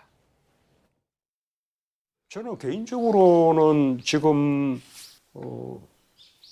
그 새 정부의 집무실 이전 계획이 별로 마땅치 않게 생각이 됩니다. 그 어디가 적진지 이런 거 두루 좀 여론 수렴도 해보지 않고 게다가 지금 우리 이제 그 안보 위기가 가장 고조되는 이 이제 정권 교체기에 그냥 3월 말까지 국방부 나가라, 방 빼라. 우리는 거기서부터 5월 10일부터 해서 업무를 시작하겠다. 이런 식의 그 일 추진이 저는 정말 위험하다고 생각합니다. 문재인 대통령의 임기가 이제 채 보름도 남지 않았습니다. 얼마 남지 않은 이 퇴임의 시점에 이르신 만큼 대통령으로서 국민과 또 우리 헌법 가치를 수호하는 여러 가지 모든 일에 더 관심을 가지고 그 책무에 집중해 주실 거라고 믿고 또 부탁을 드리고 싶습니다. 지금 상황 보면 현직 대통령과 또 당선인 측 간에 여러 이견 또 정면 충돌하는 모습을 지금 확인할 수가 있습니다. 문 대통령이 당선인의 집무실 이전 계획에 대해서 마땅치도 않다. 또 추진 방식 역시 위험하다 이렇게 이야기했는데 이 발언을 어떻게 들으셨어요? 근데 아주 작심 발언을 진짜 한 거예요, 문 대통령이. 근데 아무튼 국무회의에서 360억인가 의결이 됐었잖아요. 네. 그리고 처음에 기본적으로 비판적이죠. 이제 민주당은 뭐 이 부분은 사실 집무실 이전을 너무 빨리 서두르는 부분이 분명히 있어요. 저도 그렇게 생각하는 게 있습니다. 그리고 정말 꼭 왜 이렇게 청와대에서 단 하루도 근무하면 안 되는 것인지에 대한 비판은 계속 있었습니다. 근데 이제 그것과는 별개로 물러나는 대통령이 지금 현재 새로 대통령들 측에서 가장 지금 처음에 제기했던 이슈거든요. 집무실 이전 문제가 굉장히 쟁점화 됐던 문제인데 이 부분에 대해서 이렇게 얘기했기 때문에 이거는 정말 신구 권력 간의 갈등이라고 볼 수가 있는 것 같아요. 대통령이 이제 발언 가지고 한 거라서. 제가 보기에는 어차피 물러날 거고 국무회의가 의결됐던 거였잖아요. 어차피 이게 이제 집무실 이전에 관련된 비용은 이미 의결이 됐던 거고. 그렇다면 굳이 꼭 이렇게 얘기했었어야 될까? 근데 이거를 아마 문 대통령께서도 모를 리가 없을 거예요. 근데 그럼에도 불구하고 하고 싶은 말 좀 해야 되겠다. 아마 그래서 얘기를 한 게 아닌가라는 생각이 들어서 당연히 인수위 측에서는 불편할 수밖에 없죠. 당선인 측에서는. 네. 문 대통령이 사실은 처음에는 이제 반대했다가 예산을 승인을 했잖아요. 일부 예산입니다만. 근데 이제 속으로는 탐탁치 않게 생각을 했나 봐요. 하셨나 봐요. 어떻게 들으셨어요? 그러니까 뭐 본인도 청와대를 국민에게 돌려주겠다고 약속한 마당에 했던 적이 있던 마당에 그 자체를 뭐 그건 안 된다 이렇게 얘기하신 건 아니겠죠. 너무 서두르는 면 이걸 가지고 이제 비판하는데 뭐 저도 그건 뭐 있을 수 있는 비판이라고 생각합니다. 여러 가지 보면서 좀 지탄치 마땅치 않으시겠죠. 예를 들어서 뭐 정말 얘기한 대로 국방부를 이렇게 뭐 정말 시간을 많이 주지 않고 뭐 그랬어요. 표현이 그렇습니다만 방빼라는 그런 이고 더더구나 또 최근에 또 공관 문제도 있지 않습니까? 외교장관 공관을 이제 공관으로 쓴다면 글쎄 그럼 앞으로 외교부 장관 공관은 어떻게 하는 건지 잘 모르겠어요. 얘기가 없었잖아요. 없었습니다. 네, 대안이 없고 지금 다른 그 뭐 장관이라든지 뭐 육군 참모총장이라든지 국방장관이라든지 이런 사람들은 뭐 공관이 꼭 필요치 않은 것 같아요. 그러나 외교장관 공관은 꼭 필요하다는 거 아니에요. 외빈들 접대하고 뭐 여러 가지 그 뭐 보안을 요하는 파티 같은 것도 해야 되고 그런데 그거에 대해서는 전혀 얘기 없으니까 저는 뭐 문 대통령께서 좀 뭐 어쨌든 아까 최 교수님 말씀하신 대로 저런 얘기는 안 하시는 게 좋긴 하겠지만 네. 저는 뭐 있을 수 있는 명분 있는 비판이라고 생각합니다. 네. 그러니까 사실은 윤 당선인 측에서도 이런 부분에 대한 국민에 대한 그런 설명을 충분히 해야죠. 예. 왜 외교장관 공간 이전했는지, 왜 정말 청와대에는 한 번도 그러니까 입주해서 하려는 게 아니고 어떤 필요시에는 쓸 수도 있는 거 아니겠습니까? 그런데 그렇게 거기에 전혀 발을 디디려고 하지 않는다는 그런 문제는 왜 그런 건지 조금 전 납득 있게 좀 설명해야 된다고 생각합니다. 네. 통합과 협치를 바라는 국민들의 어떤 바람과는 좀 다른 모습이어서 글쎄요. 예, 지켜오는 우리 국민들도 참 안타깝게 쳐다볼 것 같아요. 그렇지 않습니까? 마지막 지금 며칠 안 남았는데 네. 바로 이런 문제 가지고 계속 얘기가 돼 왔던 거긴 합니다만 예. 갈등을 보여왔던 건데 결국은 그 협치나 통합은 뭐 아예 지금 뭐 사라졌어요. 이제 그 말 끊는다는 자체가 위선적으로 보일 수밖에 없는 상황이 되고 말았어요. 결론적으로 지금 계속 네. 국회에서 벌어진 상황도 그렇고 인사청문회 둘러싼 여러 가지 갈등도 그렇고 또 지금 문 대통령이 지금 이제 마지막 퇴임을 앞두고 거의 마지막 사실상 기자회견인 것 같은데 네, 거기서 네. 나오는 발언도 그렇고 우리 한국 정치는 그 통합, 협치 이런 것들은 물론 제도적인 보완도 필요하지만 적어도 당분간 좀 어렵지 않을까. 게다가 지금 보세요. 검찰 검수완박법이 이제 통과되고 또 여러 가지 문제가 많이 생길 거예요. 예. 대통령의 또 문 대통령 말고 이제 나중에 윤석열 대통령이 취임하고 나면은 법률적인 상황도 있을 거 아니겠어요? 거기서 여전히 이제 의석은 또 민주당이 압도적으로 많고 후년 총선까지 말이죠. 그렇다면 이런 모든 것들이 갈등 덩어리들이다. 정말 정치가 제 역할 좀 해야 되는데 그런 아쉬움이 들 수밖에 없다. 네. 당장 다음 달 또 열리는 취임식 두고서 또 다양한 이야기가 나오고 있는데요. 초호화 취임식 만찬이라는 비판도 나오고 있습니다. 이에 대해서 박주선 취임준비위원장이 이렇게 반박했습니다. 듣고 오겠습니다.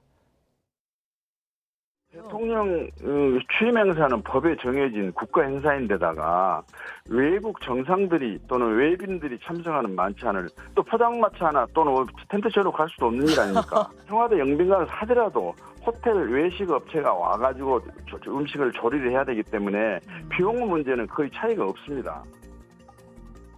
네, 박주선 위원장, 포장마차나 텐트촌으로 갈 수도 없는 것 아니냐 이렇게 반박을 했는데요. 이 반박에 대해서는 어떤 생각이세요? 글쎄 뭐 33억 얘기를 하는데 그건 전체 취임식 비용이고 만찬에 그만큼 드는 건 아니겠죠. 네. 아니겠고 영빈관에서 하더라도 지금 얘기한 대로 뭐 호텔이나 이런 데는 나와서 출장 요리를 해야 되는 그런 상황이고 그러니까 이제 사실 상징성은 조금 마땅치 않아요. 네.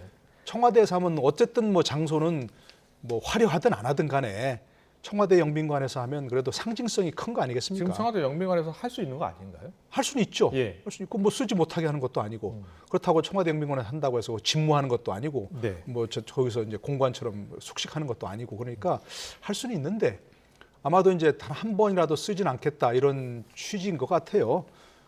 그러나 이제 그 자체는 비판할 수 있지만 그것이 무슨 호화 만찬, 초호화 만찬이라든가 마치 33억 전체가 거기에 들어가는 비용이다. 라고 하는 것은 좀 마땅치 않은 그 초점을 좀 잘못 잡은 비판이겠죠. 그래서. 네. 그런데 오늘 박주선 위원장이 어제 박근혜 전 대통령을 찾았다라고 밝혔어요. 그래서 정식으로 초청을 했는데 박 전 대통령도 참석을 한다고 했죠? 그렇게 예. 얘기했어요. 그리고 예상됐던 겁니다. 저는 그렇게 생각했어요. 박근혜 네. 전 대통령이 초청을 만약 하면 초청을 또 한다고 그랬었고 윤석열 당선인이 초청하면은 거부할 이유가 없죠. 그리고 이제 초청을 하면 또 참석하는 게 또 그야말로 이것도 통합의 일환이니까 네. 만약에 윤 당선인이 초청을 했는데 다른 분도 아니고 박근혜 전 대통령이 만약에 초청을 거부하게 되면은 구원이 작동한 게 아니라 또 이런 또 얘기도 있을 수가 있기 때문에 네. 초청에 응한 게 뭐 보기 좋다고 생각해요. 이 부분에 대해서는 특별히 뭐 알겠습니다. 비판적일 거 아니라고 생각합니다. 예, 지방선거 이야기 잠깐 하고 갈게요. 김은혜 의원이 이제 국민의힘 경기지사 후보가 됐으니까요. 경기도 성남시 분당갑이 이제 비게 됐어요. 거기서 재보궐선거가 열리는데 여기에 여야 거물이 거물 정책이 나올 수 있다는 이야기가 계속 나오고 있습니다. 야당에서는 이제 안철수 위원장, 여당에서는 이재명 고문이 직접 나올 수도 있다는 이야기가 나오는데 가능성이 있다고 보세요? 안철수 위원장은 가능성이 있겠죠. 네. 안철수 위원장은 지금 이제 뭐 당에 지금 들어가서 국민의힘 뭐 당대표 되겠다 얘기하는데 이준석 대표에서 보는 것처럼 원외 대표는 굉장히 한계가 있거든요. 그렇군요. 여러 가지 면에서 예. 한계가 있고 당대표 연설도 못하게 되는 것들이고요. 의원이 아니니까. 네. 그러면서 참 여러 가지가 뭐 한계가 있으니까 저는 안철수 위원장은 출마할 수 있겠죠. 거기는 또 이른바 안내 본사도 있는 뭐 IT 그 기업들이 많은 데 아니겠습니까? 그리고 네. 거기도 여러 가지 윤석열 당선인이 이겼던 그런 곳이고. 네. 그런데 이재명 전 후보의 등판은 굉장히 좀 이른 거죠. 그렇군요. 예, 이르고 아직 어렵고 상황이 네. 뭐 복귀에 반대하는 여론이 더 크다는 거 아니겠습니까? 그리고 만에 하나 저기서 막 출마했다가 패한다? 이러면 본인의 어떤 그 앞으로 정계 복귀 계획에도 큰 차질이 생기는 것이고 네. 그렇기 때문에 저는 이재명 전 후보가 출마할 그런 명분은 없고 하지도 않을 거라고 그렇게 생각됩니다. 네, 알겠습니다. 오늘 오후 5시부터 본회의가 열리고요. 그리고 거기서 검수완박 법안이 상정될 것으로 보이는데요. 지금 현장 화면 보고 계십니다. 네, 본회의가 소집됐고 의원들이 차차 본회의장으로 들어오고 있네요. 착석하는 의원들도 있고요. 네. 네, 오늘 박병석 국회의장이 여야 원내대표를 불러서 다시 한번 좀 합의를 해라라고 요청을 했는데 이견만 확인을 했죠. 그래서 결국은 박병석 의장이 오후 5시 본회의 열겠다라고 밝히고 지금 본회의를 소집했습니다. 중재안 수용한 정당과 국회 운영을 하겠다라고 얘기를 했고요. 또 특히 이제 국민의힘에 대해서는 비판적인 입장을 내기도 했습니다. 지난주에 전례 없이 이제 합의를 했는데 일방적으로 백지화하는 것은 안 된다.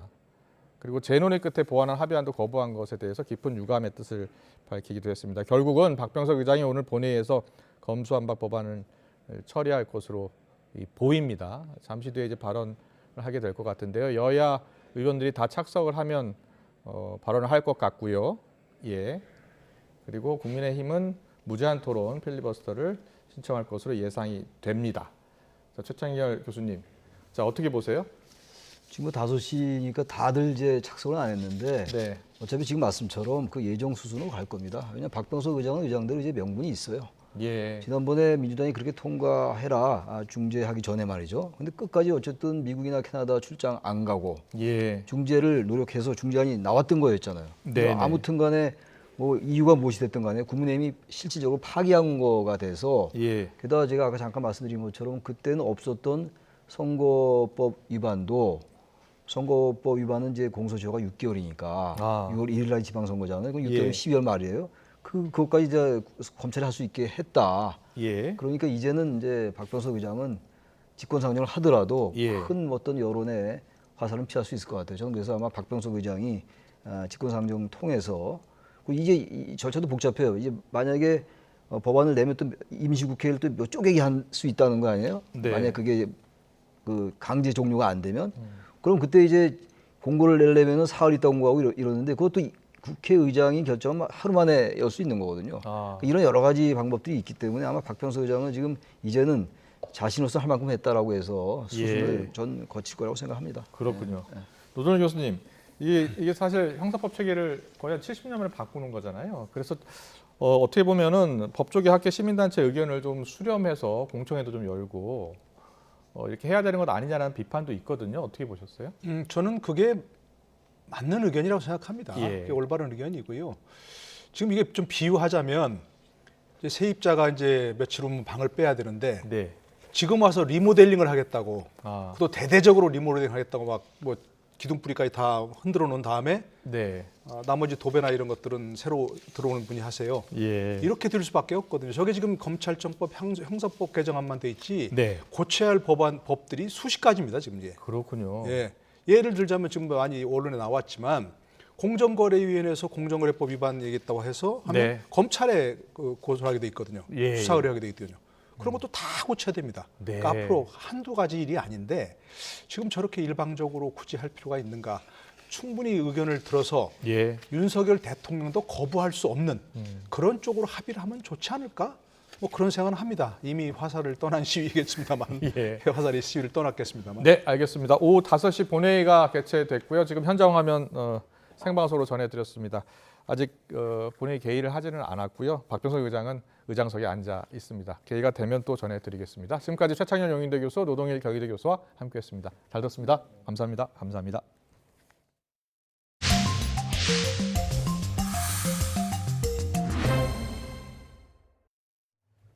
SK가 현대차를 제치고 16년 만에 재계 순위 2위로 도약을 했습니다. 국내 1위 가상화폐 거래소인 업비트를 운영하는 두나무는 자산 총액이 11조 원에 육박해 공정위의 규제를 받게 됐습니다. 오인석 기자입니다. 반도체와 배터리, 바이오를 앞세워 자산을 불린 SK가 재계 순위 2위에 올랐습니다. SK그룹은 자산 총액 291조 9천억으로 삼성에 이어 2위를 기록했습니다. 지난 2006년 대기업 자산 순위 3위에 오른 뒤 16년 만에 현대자동차를 3위로 밀어냈습니다. 반도체 매출 증가에 따른 하이닉스의 자산 증가와 이노베이션 자회사의 자산 증가 영향이 컸습니다. 국내 최대 가상화폐 거래소인 업비트를 운영하는 두나무는 단숨에 자산 규모 10조 8천억으로 상호 출자 제한 기업 집단으로 지정됐습니다.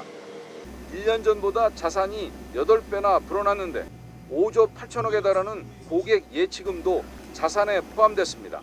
금융보험사가 아닌 상태에서 고객 예치금을 자산에서 제외할 법적 근거가 없고요. 고객 예치금이 두나무의 통제하에 있고 그다음에 거기로부터 나오는 경제적인 효익이 두나무가 얻고 있기 때문에 중흥건설과 HMM, 태영 등도 자산 총액 10조 원을 넘어 상호 출자 제한 기업 집단으로 새로 지정됐습니다.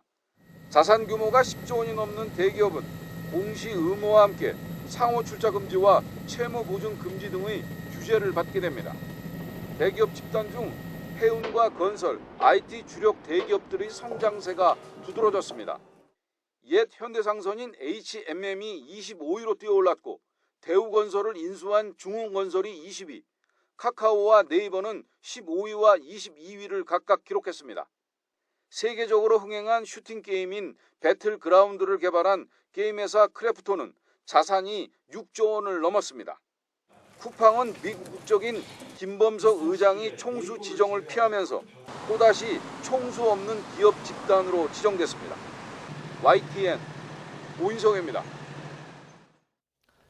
러시아가 지난 2월 24일 우크라이나를 침공한 뒤 62일째가 됩니다. 우크라이나의 동부에서 대규모 전투가 지금 예고된 가운데 러시아가 3차 세계대전 가능성까지 언급하면서 강공 태세를 이어가고 있습니다. 다만 푸틴 러시아 대통령은 유엔 사무총장과 만나서 협상의 여지를 남겼는데요.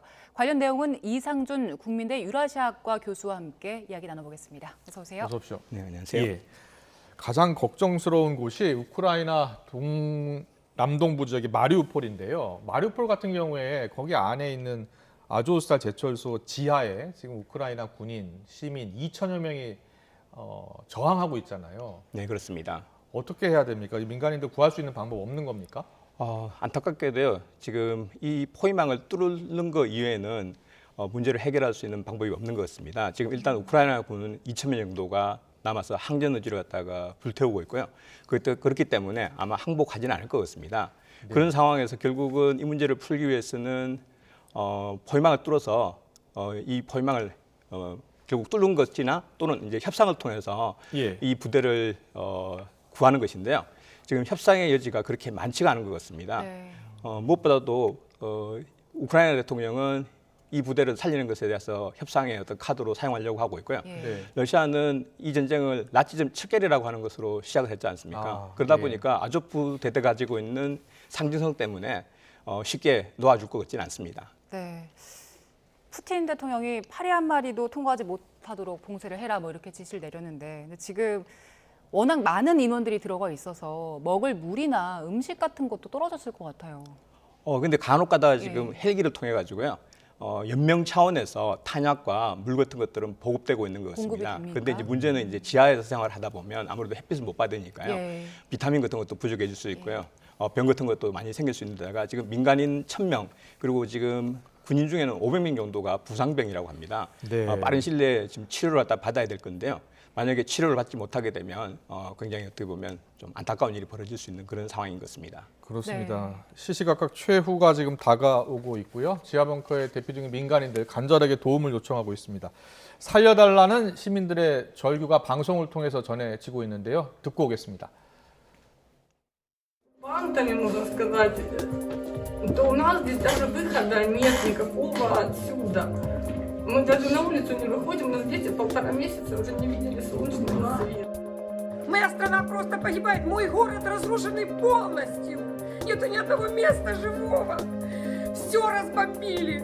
Окончательно. Дети, которые здесь находятся, они все время плачут. Они хотят играть. 민간인 1,000명, 아이들도 지금 많다고 하는데 좀 인도주의적인 차원에서 민간이라도 좀 구해내야 되는 것 아닙니까? 러시아도 좀 협조해야 되는 것 아닐까요? 네, 맞습니다. 사실은 이제 그 민간인 1,000명이라고 하는 인원이 있다고 하는 것은 끔찍한 일인데요. 근데 이제 지금 러시아와 우크라이나 양측의 주장이 조금 엇갈리고 있습니다. 네. 우크라이나는 지금 지속적으로 아조스탈 주변으로 포격과 폭격을 갖다가 하고 있는 상황이다 보니까 민간인에 대한 인도주의적인 회랑이 안 열리고 있다라고 주장을 하고 있고요. 네. 반면 러시아는 지금 인도주의적 회랑은 언제든지 열 준비가 되어 있다. 니네들이 계속 싸울 의지를 갖다가 보이면서 이들을 못 나가게 하고 있는 것이 아니냐라고 하면서 서로 지금 엇갈리는 주장을 하고 있는데요. 사실 그런 주장에 대한 것들을 진위 여부를 따지기 전에 인도주의적인 차원에서 이 민간인들이 일단 목숨을 연명할 수 있도록 뭐 어떤 식으로든지 인도주의적인 지원은 있어야 된다고 생각합니다. 상황이 이렇게 되면서 지금 말 전쟁 그 말의 수위도 높아지고 있습니다.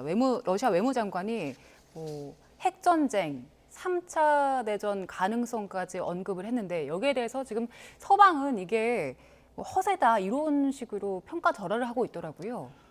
예, 그렇게 생각을 하는 것입니다. 그렇게 되는 이유는 아무래도 이제 러시아는 NPT 체제의 설계자입니다. 미국과 더불어서.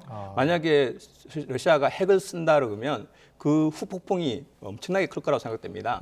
아마 NPT 이제 핵 확산 방지 조약 맞습니다.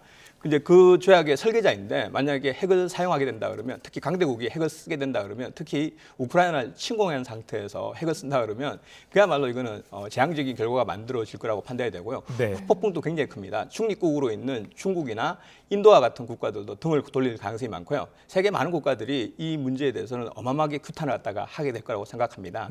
그리고 서방에서는 아마 이걸 갖다가 일종의 레드라인을 준 것이 아니냐. 이제 서방에서 개입을 더 이상 하지 말아달라라고 하는 것을 보여주기 위해서 러시아가 의도적으로 이 부분을 조금 더 불리긴 하는데요. 문제는 이제 러시아가 이런 단어를 갖다가 사용했다는 게 굉장히 어떻게 보면 약간 안 좋은 징조라고 저는 생각합니다. 러시아가 어떤 이야기를 갖다가 했을 때 그걸 갖다가 경우에 따라서는 반드시 실천하거나 도구적으로 쓰는 가능성도 있거든요. 사실 서방에서는 핵을 쓴다라고 하는 것 자체를 금기시하지 않습니까? 근데 러시아는 이걸 갖다가 지금 수단으로 쓰고 있다라고 하는 것은 굉장히 좀 걱정스러운 일이라고 생각합니다. 전술 핵을 배치할 것이다라는 이야기 계속 나오잖아요. 네. 아무래도 이제 그런 부분에 대한 것들, 예를 들면 지금 뭐 여러 가지 형태의 어떤 핵을 사용할 수 있다라고 하는 이야기를 하는데요. 뭐 핵을 전략적으로 쓰지 않고요. 전술적으로 뭐 예를 들면 EMP 폭탄으로 뭐 터뜨린다든지 또는 뭐 끔찍하지만 어떤 특정한 지역에 벙커버스터처럼 핵을 써서 그게 가장 대표적으로 될 수 있는 지역이 만약에 끔찍할 수도 있지만 민간인이 빠진 아조스탈 같은 경우에는 뭐 사용할 수도 있지 않을까라고 하는. 알겠습니다. 잠시만요. 속보가 들어와서 속보 잠깐 전해드리고 이야기 더 나누겠습니다. 네, 앞서 전해드린 대로 국회 본회의 검수완박법 법안 처리를 위한 본회의가 5시에 열리기로 했는데 조금 전에 열렸고요. 본회의에 검수완박 관련 법안이 상정이 됐습니다. 네, 국민의힘이 지금 무제한 토론 필리버스터에 돌입을 한다는 입장을 밝혔고요. 저희가 자세한 소식은 들어오는 대로 다시 한번 전해드리겠습니다. 네, 권성동 대표가 이제 무제한 토론 시작을 하는 것 같네요. 알겠습니다. 계속해서 우크라이나 사태 이야기 더 나누겠습니다. 지금 유엔 사무총장이 푸틴 대통령과 만나지 않았습니까? 거기서 좀 뭔가 좀 답이 나오지 않을까 기대가 됐는데 어떻게 됐습니까? 예, 실제로 이제 협상의 가능성에 대한 것들을 푸틴 대통령이 직접 언급했습니다. 근데 이제 아마 이제 제가 봤을 때는 이 협상과 관련된 부분은 결국은 어차피 이 전쟁을 시작하고 또 강대국인 러시아니까 협상의 주도권을 러시아가 잡을 가능성이 많고요. 러시아는 아마 자기네들이 좀 더 유리한 시점에 협상을 재개할 가능성이 많다고 생각이 되고요. 아마 5월 9일 전후가 협상을 이제 승진을 갖다가 선언하고 협상을 본격적으로 또 하지 않을까 그런 생각을 해봅니다. 이전에도 우크라이나와 러시아가 협상을 진행을 했었는데 조건이 안 맞아서 이제 결렬이 됐었잖아요. 러시아가 유리한 입장에서 협상을 끌고 가려면 어떤 조건들을 요구할까요? 아무래도 이제 돈바스 지역에서 자신들이 생각했던 어떤 공격의 어떤 목표들을 2단계 목표라고 할 수 있겠죠. 자기네들이 설정한 2단계 목표를 어느 정도 달성하게 되면 아마 협상을 갖다가 본격적으로 시작할 가능성이 크다고 봅니다. 네. 다음 달 9일 전쟁 승리를 선언할 것이다라는 관측이 나오잖아요. 다음 달 9일이 제2차 세계대전 승리 기념일이라면서요? 네, 그렇습니다. 예. 러시아는 5월 9일을 굉장히 러시아 역사에서 굉장히 자랑스러운 순간으로 생각하고 있습니다. 특히 전쟁과 관련된 부분에서 나치즘을 갖다가 척결하고 이겼다라고 하는 것 때문에 그런 부분을 굉장히 대대적으로 국민들한테 설명하고 있고요. 실제로 지금 무엇보다도 러시아가 우크라이나에 탈라조화를 갖다가 선언했지 않습니까? 예. 그렇기 때문에 아마 이런 부분을 좀 더 부각시켜가면서 할 건데 지금 사실 아조스탈과 관련된 부분에서 쇼이구 대통령에게 푸틴 대통령이 뭐라고 그랬냐면요. 네. 쇼이구 국방부 장관한테 푸틴 대통령이 뭐라고 그랬냐면 이 정도 되면 마리우폴에서는 승리한 것이 아니냐라고 하는 것을 말씀했다라고 하는 것은 이미 이제 승전에 대한 가능성을 갖다가 선언할 수 있는 준비를 끝냈다 이렇게 네. 보셔도 될 것 같아요. 지금 교수님이 보시기에 이 전황상 지금 9일에 이제 전쟁 승리를 선언할 상황이라고 보세요? 그렇지는 않을 것 같습니다. 예. 우크라이나는 그 부분을 어떻게든지 인정하지 항전 의지를 않잖아요. 통해서 할 것 예. 같고요. 지금 아무래도 이제 이 돈바스 지역에서 전쟁은 결국 서방에서 지금 지원해주는 군수 물자가 예. 얼마나 빠르게 이 돈바스 지역으로 전달될 수 있냐에 따라서 전황이 굉장히 바뀔 수 있는 상황입니다. 실제로 지금 헤르손 지역에서는 우크라이나 군이 반격을 하고 있고요. 물론 이제 러시아는 그렇군요. 서방으로 예. 가는 어떤 물자들을 차단하기 위해서 리비우도 폭격을 하고 있고요. 예. 또 심지어는 오데사 지역을 미사일로 공격을 해가지고 경우에 따라서는 전선을 갖다가 하나 더 넣을 준비도 하고 있는 것 같습니다. 네. 그 서방의 무기 지원을 차단하는 게 러시아 입장에서는 중요할 텐데 지금 폴란드가 서방의 무기를 공급하는 통로이잖아요. 근데 지금 러시아가 그 폴란드 가스 공급을 차단을 했더라고요. 이게 어느 정도나 영향을 미칠까요? 아무래도 이제 그 유럽이 러시아에 대한 자원 의존도가 높으니까 예. 이 부분에 대해서 견제하기 위해서 한 부분들인데 실제로 지금 유럽은 러시아와 에너지 디커플링을 본격적으로 시작했다고 보셔도 무방할 것 같습니다. 그래서 이런 조치가 결국은 EU에 러시아로부터 에너지 독립을 앞당기게 될 가능성이 많기 때문에 자기네들이 생각한 효과보다는 약간 부정적인 효과가 많을 건데 지금 현재로서는 일단 유럽 자체를 갖다가 조금 흔들어 보려고 하는 의도는 좀 있는 것 같습니다. 네. 지금 우크라이나 사태가 장기화되면서 전 세계 경제도 타격을 받기 시작했잖아요. 어떻게 전망하십니까? 이 사태를 어떻게 언제쯤 해결될 것으로 보세요? 전쟁이 얼마만큼 장기화되느냐에 따라 가지고 세계 경제에 미치는 영향은 굉장히 크다고 판단이 되는데요. 아무래도 지금 곡물 가격도 굉장히 많이 올랐고요. 예. 그리고 식용유 가격뿐만 아니라 뭐 비료 가격 모든 것들이 다 오르고 있는 상황입니다. 네. 그렇기 때문에 하루라도 빨리 전쟁이 좀 끝나는 게 세계 경제에 어떤 부담을 들 수 있는 부분이 되지 않을까 생각됩니다. 특히 지금 에그리플레이션이라든지 그린플레이션 등 그야말로 인플레이션이 굉장히 높은 상황이고 실제로 지금 유럽도 미국도 우리나라도 물가가 지금 굉장히 많이 오르고 있지 않습니까? 예. 알겠습니다. 뭐 당분간은 이 평화협상 합의 타결될 가능성은 좀 낮은 상황이죠? 현재로서는 조금 시간을 더 끌 가능성이 많고요. 아무래도 이제 지금 돈바스 지역에서의 전황이 어떻게 흘러가느냐에 따라서 협상 시기가 빨리 당겨질 수도 있고요. 늦춰질 수도 생각되는데 아마 우크라이나나 서방은 어떻게든지 이 전쟁에 대한 것들을 서로가 조금 러시아도 그렇고요. 서로가 좀 유리한 상황에서 협상을 시작하려고 전쟁을 지금 진행하고 있기 때문에 어떻게 보면 협상에 유리한 조건을 만들기 위한 약간 어떻게 보면 우리나라 옛날 전쟁으로 온다 그러면 전쟁 시작하고 그다음에 이제 전선을 갖다가 서로 늘려가기 위한 어떤 지난한 어떤 전쟁을 갖다 했던 것과 같은 모습으로 이어지는 것 같아서요. 좀 안타까운 상황입니다. 네, 알겠습니다. 우크라이나 상황 이상준 국민대 유라시아과 교수님과 함께했습니다. 잘 듣습니다.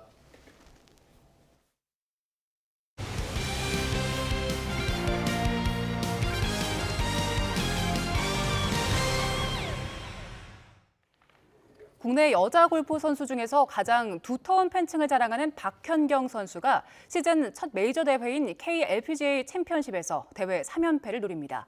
하지만 지난주 LPGA에서 우승한 김효주를 비롯해서 해외파 스타들도 대거 출전해 대기록 달성이 쉽지만은 않아 보입니다. 김상익 기자의 보도입니다. 코로나19 팬데믹 이후 지구상에서 가장 먼저 재개돼 10여 개국의 생중계까지 됐던 골프대회 2020 KLPGA 챔피언십. 고진영의 스윙을 꼭 빼닮아 리틀 고진영으로 불리는 박현경은 20살의 생애 첫 우승 트로피를 바로 이 대회에서 들어올리더니 지난해 2연패에 성공했습니다. 올해는 무관중이 아닌 갤러리 응원 속에서 부엌 이후 40년 만에 대회 3연패 대기록에 도전합니다. 많은 분들이 기록적인 부분에서 많이 기대를 해주시는데 저는 그래도 기록적인 부분보다는 제 개인적인 샷감이나 또 슛게임감을 좀 더 끌어올리는 데 신경 쓰도록 해보겠습니다. 박현경의 기록 도전을 막을 해외파들의 면면도 화려합니다. 열흘 전 LPGA 통산 5승을 달성한 세계 랭킹 8위 김효주가 국내 팬들을 만나러 왔습니다. 박현경이 첫 우승을 달성했던 2년 전 김효주는 해외파 선수 가운데 가장 좋은 공동 4위에 올랐습니다. 제가 다른 메이저 대회를 우승을 했지만 이번 대회는 우승을 못해서 도전하러 한국에 나왔습니다. 그만큼 더 좋은 모습도 많이 보여드리고 꼭 제가 목표 세운 거를 꼭 이루고 미국에 들어갔으면 좋겠습니다. 또 다른 LPGA 스타 이정은과 김아림도 출사표를 던진 가운데 지난해 국내 투어 3관왕 박민지와 올 시즌 상금과 평균 타수, 대상 포인트까지 모두 1위를 달리고 있는 유혜란이 국내파 자존심 지키기에 나섭니다. KLPG 챔피언십에서 늘 좋은 성적을 낸 적이 없어요. 그렇기 때문에 올해 더 잘하고 싶고 좋은 모습을 보여드리고 싶어서 최선을 다해 열심히 제 플레이에 집중을 하도록 하겠습니다. 세계 최정상급 샷 대결이 예고된 가운데 갤러리 입장 3주차를 맞은 대회장에는 수만 명의 골프 팬들이 찾을 것으로 예상됩니다. 화이팅! YTN 김사익입니다. 유망주 가뭄에 시달리던 여자 탁구계에 10대 선수 라이벌 구도가 형성됐습니다. 신동 신유빈과 최근 놀랍도록 성장한 한 살 아래 김나영이 그 주인공입니다. 서봉국 기자의 보도입니다. 지난주 대표 선발전에서 내로라는 언니들을 모두 제압하고 당당히 태극마크를 단 16살 김나영. 중학교 졸업 뒤에 곧바로 실업에 입단한 점, 좋은 신체 조건, 뛰어난 탁구 지능이 한 살 위 신유빈을 꼭 닮았습니다. 화보 모델로 활동할 만큼 친근한 외모 역시 공통점. 신유빈도 하지 못했던 종별 선수권 3관왕에 이어 막내답지 않은 활약으로 팀의 프로리그 선두 질주를 이끌고 있습니다. 포핸드에 비해 백핸드가 더 강하다는 얘기도 많이 들었고 포핸드에서 강한 공격을 많이 보완하려고 연습하다 보니까 헛백이 다 보완이 된 것 같아요. 후배의 선전이 자극이 된 듯 신유빈도 손목 부상 공백을 털고 반년 만에 돌아와 다음 달 국제대회를 준비 중입니다. 지난해 도쿄올림픽 출전에 이어 아시아 선수권 준우승으로 승승장구했지만 누적된 피로 탓에 연말 세계 선수권에서 기권했고 대표팀 탈락 성장통도 겪었습니다. 나영 선수도 되게 잘하는 선수고 지금 굉장히 좋은 결과를 보여주고 있어서 저도 기분이 좋고 앞으로 같이 해서 대한민국 탁구를 같이 빛냈으면 좋겠습니다.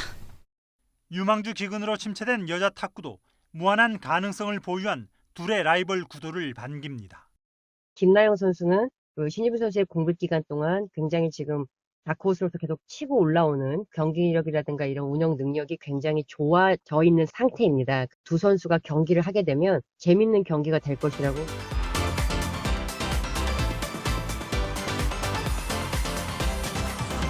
향후 한국 탁구 10년 이상을 끌고 갈 닮은 꼴 두 선수의 경쟁은 이제 시작입니다. YTN 서봉국입니다. 오늘 이맘때 봄 날씨를 회복했지만 종일 황사의 영향을 받고 있습니다. 예상보다 대기가 정체되면서 여전히 서쪽 지역과 경북 지역의 대기질이 탁한데요. 특히 서쪽 지역에는 미세먼지 주의보도 이어지고 있습니다. 내일 오전까지 황사가 잔류하면서 서울도 서쪽 지역의 먼지 농도가 짙게 나타나겠고요. 오후부터는 대기 확산이 원활해지면서 수도권 지역부터 깨끗한 공기를 회복하겠습니다. 내일 아침까지 남부지방에는 안개가 짙게 끼는 곳이 있겠고요. 낮 동안에는 하늘에 구름량이 늘어나면서 점차 흐려지겠습니다. 내일 아침 기온은 오늘과 비슷하거나 조금 낮겠습니다. 서울 12도, 대전 11도, 대구는 10도로 예상됩니다. 낮 기온은 오늘보다 2에서 3도 높아서 일교차가 더 크게 벌어지겠는데요. 서울과 대전, 광주 25도로 따뜻하겠습니다. 날씨였습니다. 네, 뉴스큐 오늘 순서 여기서 마치고요. 이어서 저녁 종합 뉴스 이브닝 뉴스가 방송됩니다. 시청해주신 여러분 고맙습니다.